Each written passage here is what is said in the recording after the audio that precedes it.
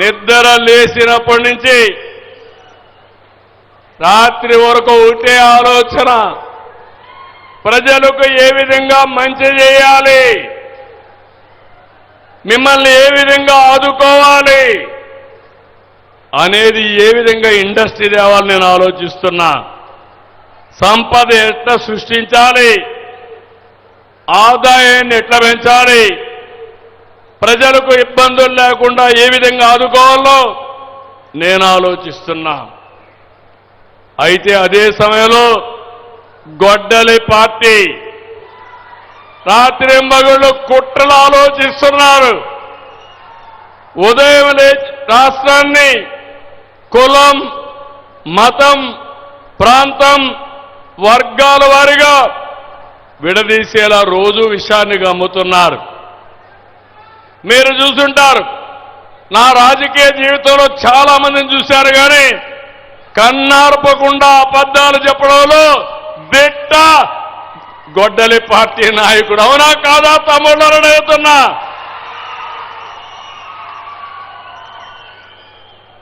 ఎక్కడికక్కడ నేరాలు ఘోరాలు చేసి దానికి రాజకీయ రంగు పులిసి లబ్ధి పొందాలని ఆలోచిస్తున్నారు.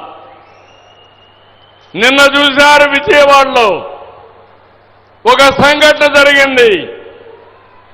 అక్కడుండే సిఐ కాపుని, బాధితుడు కాపుని, దానికి కూడా రాజకీయ రంగు పులిమి కులాన్ని అంటగట్టి పవన్ కళ్యాణ్ పైన ఇష్టానుసారంగా నోరు బారేసుకునే పరిస్థితికి వచ్చారు. అదే నేను చెప్పాను, ఖబర్దార్ జాగ్రత్తగా ఉండండి. అనవసరంగా నోరు బారేసుకుంటే నోర్లు మూయించే శక్తి ఎన్డీఏకుందని చాలా స్పష్టంగా హెచ్చరించాను. అవునా కాదా తమ్ముళ్ళు? మొన్న మీరు చూశారు, 5 ఏళ్లు ఒక్క టీచర్ పోస్టు భర్తీ చేయలేదు. చేశారా ఒక్క టీచర్ పోస్టు? జాబ్ క్యాలెండర్ అన్నారు, ఇచ్చారా జాబ్ క్యాలెండరు? మెగా డిఎస్సి నేను మొదటి సంతకం పెట్టాను. ₹1 అవినీతి లేకుండా 16,000 మందికి ఉద్యోగాలు ఇచ్చిన ఘనత ఎన్డీఏ ప్రభుత్వానిది.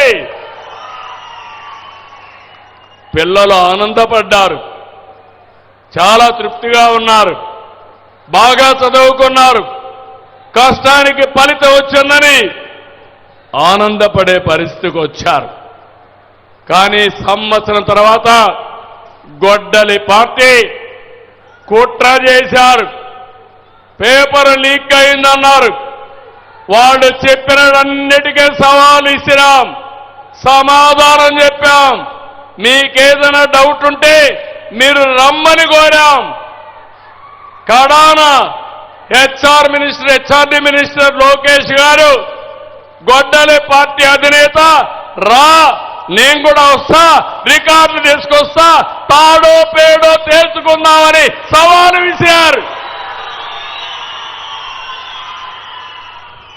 ఈ పార్టీ మీకు తెలుసు, ఫేక్ పార్టీ అది, గొడ్డలి పార్టీ. కానీ దానికి రారు, మళ్ళీ మాట్లాడుతూనే ఉంటారు. దాన్నే మన పెద్దోళ్ళు అన్నారు వితండవాదం అని. వితండవాదానికి ఆన్సర్ ఉండదు. వాస్తవాన్ని నిరూపించడానికి సిద్ధంగా ఉన్నామని చెప్పాం.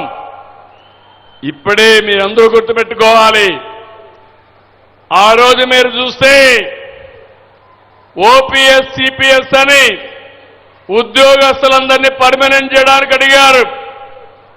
అడిగితే ఆనాటి ముఖ్యమంత్రి గొడ్డల పార్టీ నేత చెప్పింది, అది ఎంత పని, 1 వారంలో చేస్తా అన్నాడు. ఎన్ని వారాలు అయిన తమ్ముళ్ళు అని అడుగుతున్నా.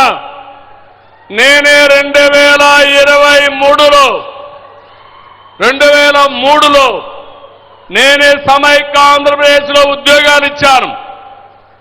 ఆ రోజు డిఎస్ఏ పెట్టి ఉద్యోగాలు ఇస్తే దగ్గర 10,750 మంది పాత స్కీమ్లో సెలెక్ట్ అయ్యారు. టెక్నికల్గా వాళ్ళకి తప్పుబడింది. సుప్రీంకోర్టు కూడా చెప్పింది, హామీ ఇచ్చిన పెద్ద మనిషి పట్టించుకోలేదు. నేను హామీ ఇవ్వలేదు, ఇవ్వకపోయినా 10,750 మంది డిఎస్సీ అభ్యర్థులకి ఓపీఎస్ నుంచి సిపిఎస్ నుంచి ఓపీఎస్ తీసుకొచ్చిన ఘనత ఈ తెలుగుదేశం ఎన్డీఏ ప్రభుత్వాన్ని.